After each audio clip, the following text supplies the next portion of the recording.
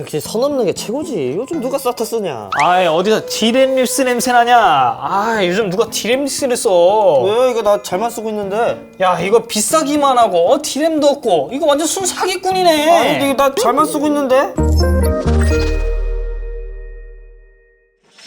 안녕하세요, 에디입니다. 요즘 SSD 아주 풍년이에요. 4.0도 시장에 쏟아지고 3.0은 거의 뭐 홍수더만. 얼마나 홍수인지 우리 사무실에도 SSD가 넘쳐나고 있어요. 그래서 오늘은 SSD 어떻게 하면 맛있게 알차게 활용할 수 있는지 이야기해볼까 합니다. 오늘 사용된 SSD는 클레브의 클라스 C720 제품인데 이 사무실에 주인 없이 쓸쓸하게 있길래 슬쩍 가져와 봤습니다. 디자인은 평범합니다. 검은색 기판에 칩들이 옹기종기 모여있고 그 위에 스티커가 붙어있는데 이 스티커 절대 떼면 안 됩니다. 고증이 날아가요. 옆에 있는 건 날아간 건가요? 아 이래서 눈치 빠른 놈들은. 자 이제 이걸로 뭘 하면서 놀아볼까? 아마 바로 떠오르는 건 D 드라이브나 E 드라이브 같이 서브 저장 장치 용도로서 사용하지 않을까 싶거든요. 보통 우리가 PC를 구성할 때 이 C 드라이브에는 막 좋은 거 4.0 이런 거 때려놓고 서브 드라이브 그러니까 D 드라이브, E 드라이브에는 비교적 저렴한 SATA 제품이나 이런 3.0 제품 쓰잖아요. 이 녀석도 PCI 3.0 기반의 NVMe SSD인데 D램이 없는 D램리스 제품입니다. 우리가 D램리스 하면 속도가 낮다 이런 이야기가 많아서 많은 분들이 거들떠 보지도 않았거든요. 솔직히 저도 D램리스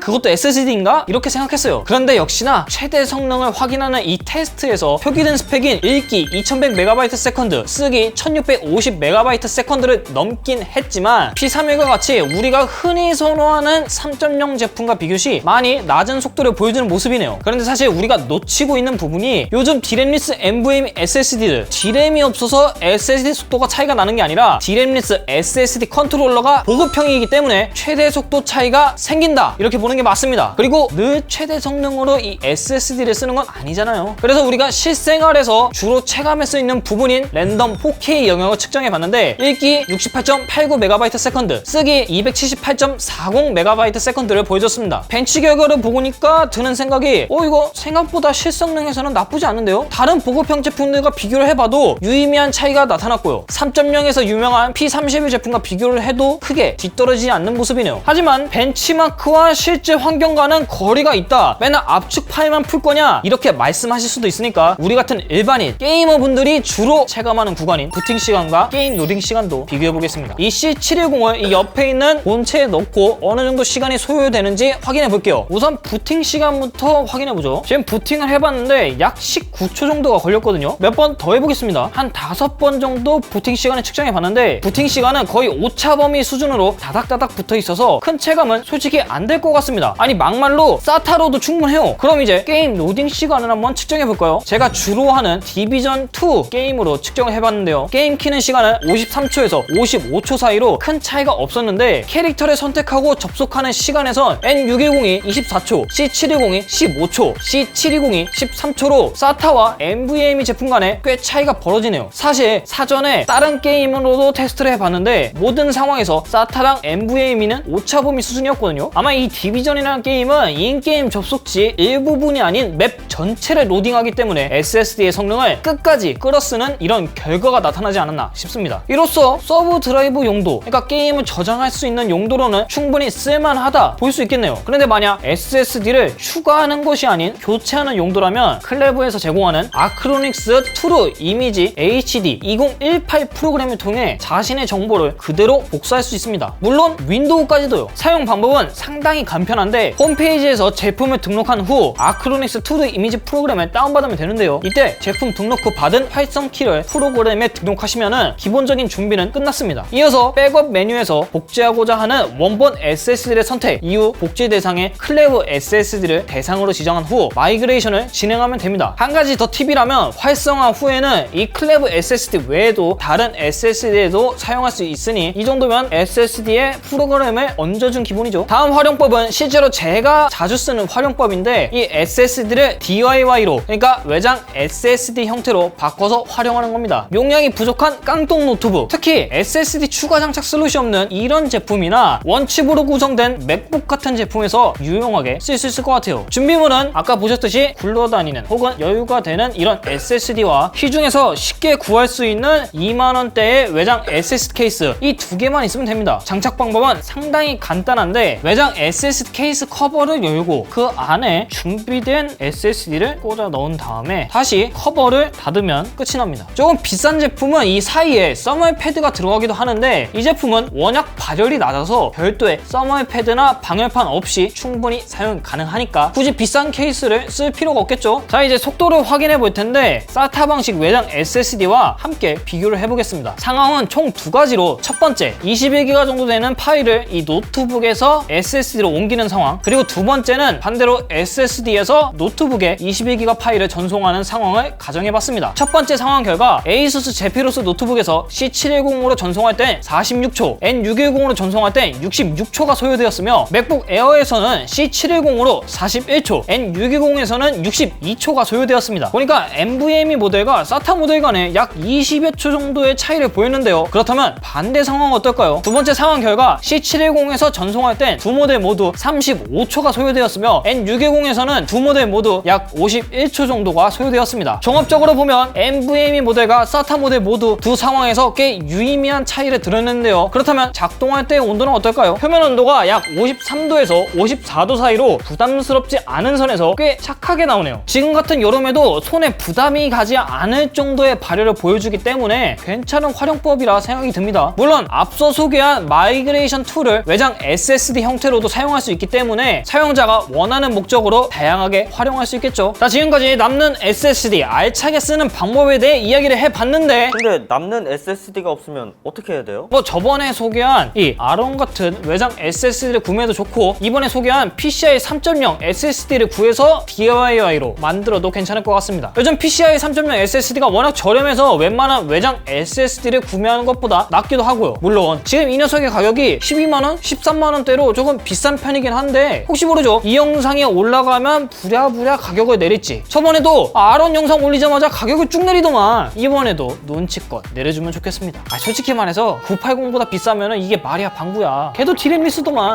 지금까지 저는 에디였고요. 다음 시간에 더 알찬 정보로 다시 돌아오겠습니다. 감사합니다.